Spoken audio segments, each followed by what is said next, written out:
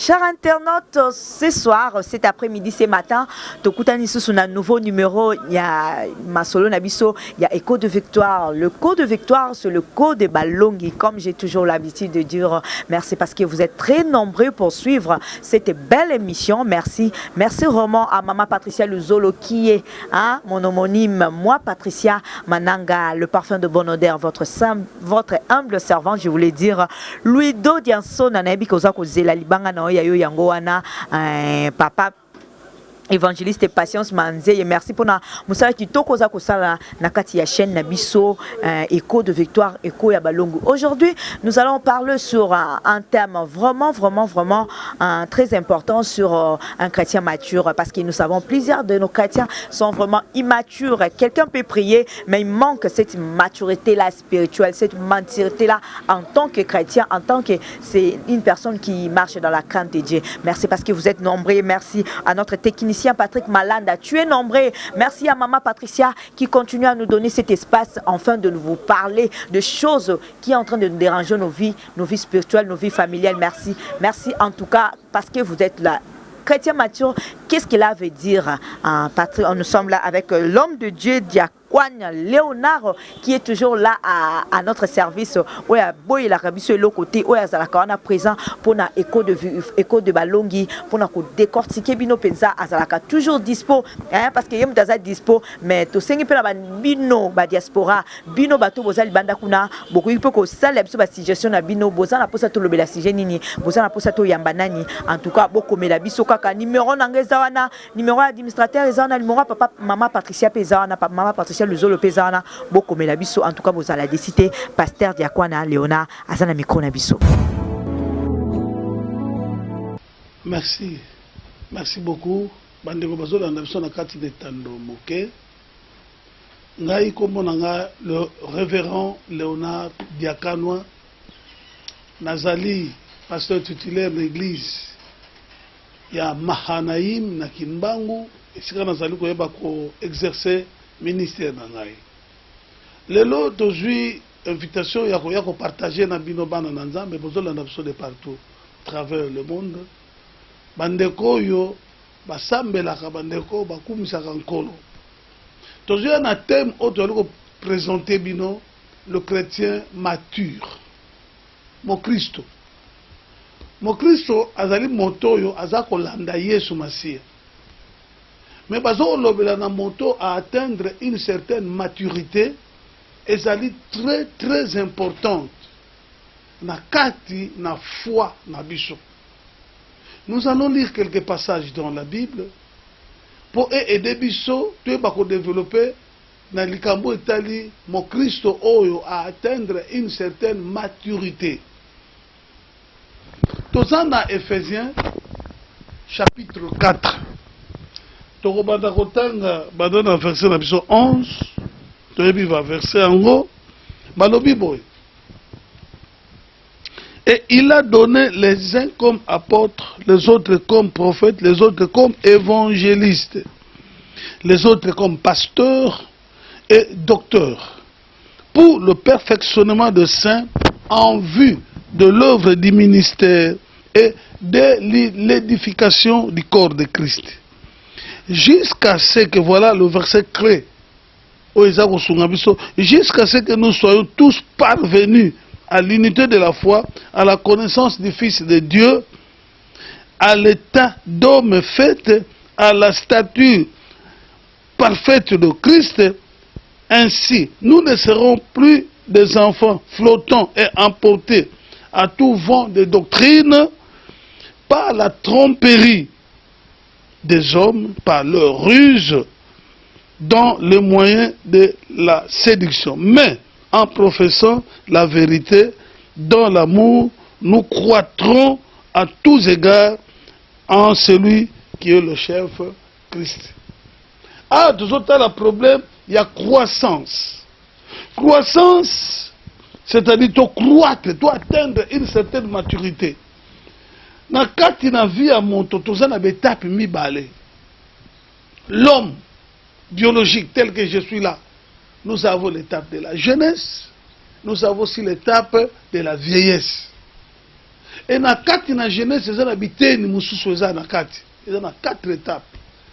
Tozali na enfance, tozali na période ya puberté, tozali na période ya adolescence, puis tokoma na période ya adulte. Mais le problème ya kokola, atteindre maturité. Parce que tozali na ma maturité physique, tozali na ma maturité oyo kokoza la spirituelle, tokozala na ma maturité ya ndenge na ndenge tokozala nango. Le plus grand problème lelo, tous ceux qui sont en Christ et Jésus, baza koyeba koleka na étape wana te pour lelo penda ba manifester christianisme comme tel. Et le christianisme est comme faible parce que ceux qui sont en son sein baza ko présenter penda te état physique, état spirituel, ya malamu en ce qui concerne la maturité. Alors, na kati etali maturité, tozo kotala malamu. Nenge Bible ezali ko baso, la maturité ezali état ya eloko yo ekomi mûr, état ya eloko yo et atteindre. On ne faisait pas l'obli jusqu'à ce que nous soyons tous parvenus à la stature parfaite de Christ. Et pendant que nous sommes encore sur la terre, nous avons besoin de la maturité pour être toyeba kozala emporter te, tozala kozala flotter n'importe quel vent de doctrine te, to memamate. Mais na kati na christianisme lelo tozomona bana na nzambe bakomi kozala emporter na mwa makambo ebele oyo ezosala pendant que foi ya bato efandi lisusu te na liloba na nzambe. Et tel que la Bible nous le dit, na mikolo na suka, les gens auront l'apparence de la piété, mais ils vont commencer à renier ce qui fait la force. Pourquoi? Ces gens-là n'ont pas atteint la maturité. Moto a atteindre, a commis mûr, moto a commis perfectionné, moto a atteindre, quoi que la perfection tokozwango sikote to atteindre na mokolo Yesu Masi akoya ndeta to atteindre la perfection. Mais pendant que nous sommes ici sur la terre, il faut te présenter ba signe ya maturité. Et tant que représenter ba signe ya maturité wana, oya ko monete n'importe quelle doctrine koki oya to za l'emporter. Pourquoi? On n'a pas suffisamment de temps à lire la parole de Dieu. On n'a pas suffisamment de temps à être dans la prière en face devant le Seigneur. On n'a pas suffisamment de temps. Il y a qu'on s'incliner dans l'obéissance. Il y a l'Iloba Nzambe. Toujours Luka. Biso sikoyo liloba na nzambe ekokana na baposa na biso ole to luka sikoyo biso to kokana na liloba na nzambe tozali koloba koluka liloba na nzambe kokana baposa na so. C'est pour cela batu bakomi koluka batei kolana na posa ya mitema na bango. Ils ont l'apparence de la piété, mais ils sont en train de régner ce qui fait la force. Voilà le plus grand problème dans le christianisme. Alors, tant que nous sur la maturité, la maturité est très importante. Nous avons quelques genres de maturité. Nous avons la maturité physique. La maturité physique, nous allons acquérir en gros. Seul ndenge mutazali kokola mwana lobi zaki mwana muke bando zwata yo bando kokola si mana oma ndefu bando bima voix échanger et lobi okomi pe na makoki obar wana ezali koya yango moko. Pardon, tozala la maturité affective, c'est-à-dire l'affection dans l'âme de l'homme. Bible ezali kotalisa biso ke yango ezali longue pe difficile. Il y a comme un sentiment, il y a mutu, et ça différent par rapport d'un homme à un autre. Affectif, affection. Quand il y a âme na moto, et si ka émotion est fandi, et si ka sentiment est fandi, et si ka désir est fandi.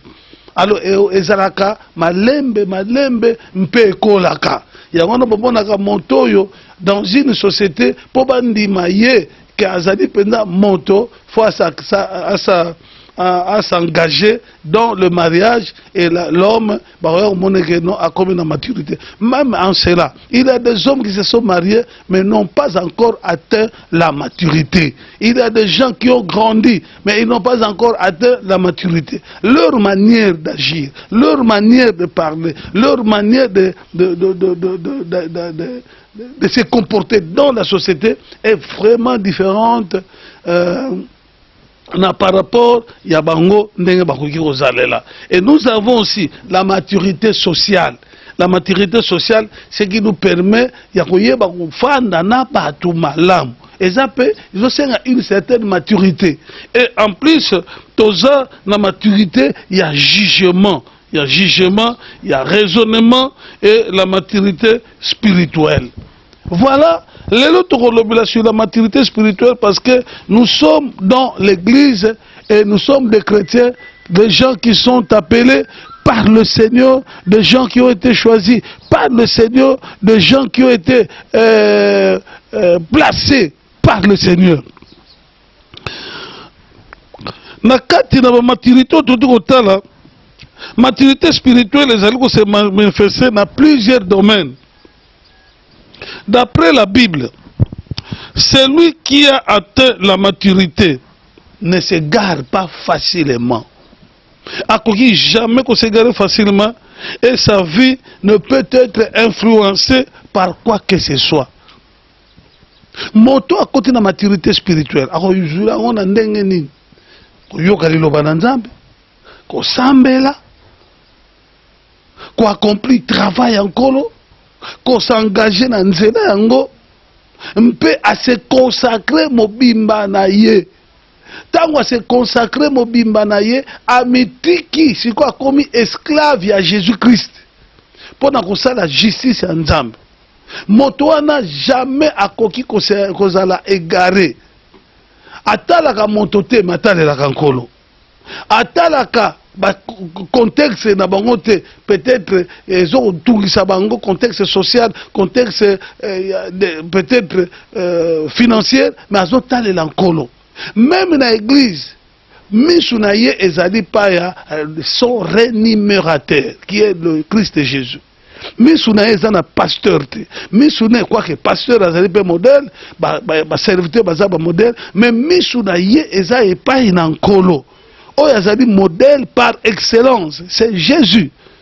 Et Moutouana, Bobunda, Bowelana, Bozanga Biloko Kolia, Akoloba Lokola Paul Alobaki, rien ne peut me séparer de l'amour du Seigneur. Parce que la personne a atteint une certaine maturité.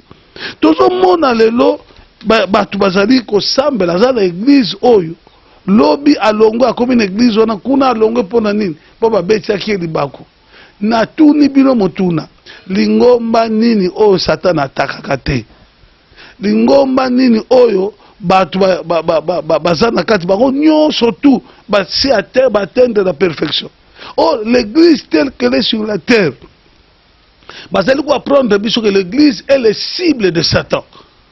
Si l'église est le cible de Satan, si vous avez été établi dans une église locale, une église contextuellement, géographiquement bien indiqué, papa, maman, fanda na kati l'église wana, kola.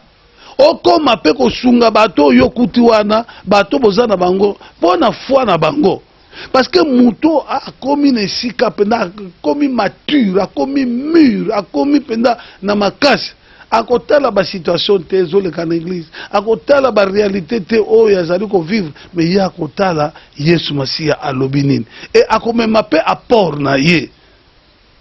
Parce que ezali peut-être la maturité spirituelle et il y a kambala mokote, maturité spirituelle et il y a kamokolo mokote, maturité spirituelle et mais il faut nous kango. Yangala bazalo ko lobete l'enfant Jésus croissait na 3 étapes na stature azako croître en sagesse azako et tout croissance na ye et qui était à trouver grâce na misu na Nzambe pe na misu na bato. Et c'est comme ça que les gens ont commencé à venir le chercher, à venir s'approcher de lui et parce que ce qu'il disait ne venait pas de lui. C'était vraiment un homme qui avait atteint la maturité. Aujourd'hui, nos églises ont des difficultés parce que les gens qui sont dans l'église sont des bébés. Sont des bébés. Bamoussous baza ba bébé, bamoussous baza ba morné, bamoussous bazali ba kisimbi, hein, sont des fantômes qui viennent à l'église et ils croient que l'église est atteinte de perfection. Et c'est par là que tu as dit que mona batu ebele le loyo, batu ebele bazali ko sambela mais bonzambe ezali ko mona nate. Et c'est comme ça que nous sommes humiliés par d'autres religions, nous sommes humiliés par d'autres frères, parce que les ressources qui dans une église, tu es la première personne, il y a parler mal de ton pasteur, tu es la première personne, il y a divulguer ma bé dans l'église, on s'est monté de bosso, il y a kima église, on s'est monté de bosso, il y a banda chola, tu as finga église. D'accord. Yesu Massi a tamblé dans ma belle awa. Mais parce qu'il était un homme mature. Mais Kounou soit le bagili kamoni. Papa, limbisa bango, po o bango bazo sala, ba yebi angote. Yaya, combien de fois tu allé pressé dans nos églises? Combien de fois tu allé humilié dans nos églises? Et on change d'église combien de fois? Yaya, on change même 500 églises. Yebra malam. Likambwana oyo longité. Et on l'a partout au Kende. Reste dans ton église. Cherche à atteindre la maturité. Il y a comment la facilité, il y a discerner le bien et le mal. Et c'est alors, tant qu'on est à niveau, tu vas commencer à aider beaucoup de frères, beaucoup de sœurs en Christ et Jésus. C'est alors que le nom de Christ et Jésus sera glorifié en nous. Nous ne sommes pas appelés à être emportés par toute doctrine de vent. Au moni kuna bazo longola ma papa bazo bika okimi lelo ba Kristo tozana ba Kristo moko ba bébé azana pasteur oyo apesa kadim azana pasteur oyo alanda bakana ye azana pasteur oyo azana kana veiller azana pasteur oyo alanda na télévision azana pasteur oyo mutu na mutu. Pourquoi biloko wana nyonso to ezali komonana? C'est parce que on n'a pas atteint la maturité. Ngana ajo nga naza nango nazala na télévision en noir blanc, moninga azala na plasma, je vais m'intéresser na télévision en noir blanc parce que ngam da somba kiango. C'est comme ça que la personne qui a atteint la maturité atteint non pas une église, atteint non pas une personne, atteint non pas une communauté, mais atteint Yesu Massia. C'est pour cela la maturité spirituelle est très importante. L'homme qui a atteint la maturité, ses facultés de perception sont exercées. Il est capable de distinguer le bien et le mal. Le lenge na ye monto ya atteindre la maturité, le lenge na ya ko percevoir makam est différent. Moutaza ko juger par rapport ya action, aza ko juger situation par rapport ya comportement, mais moto atteindre la perfection a exercer sa perception na le lenga ko monde na makam, le lenga ko comprendre makam est différent. Moto atteindre la perfection, il n'a pas besoin qu'on lui enseigne des choses élémentaires. C'est-à-dire, ne bois pas, ne touche pas, ne goûte pas. Wana bakote ya yangote. Moto atteindre la perfection. Oh non, mais là moukeka sokola ngwate. Abonga tana medi na langwe. Ce sont des choses élémentaires.